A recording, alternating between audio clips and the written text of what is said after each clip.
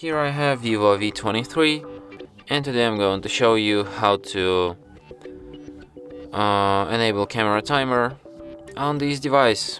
So firstly you have to open camera, then tap here, and here you have timer. You can set timer on 3, on 5 or on 10 seconds. So let's set it on 3 and try to make a photo, and as you can see, timer works perfectly. And that's it. Thanks for watching.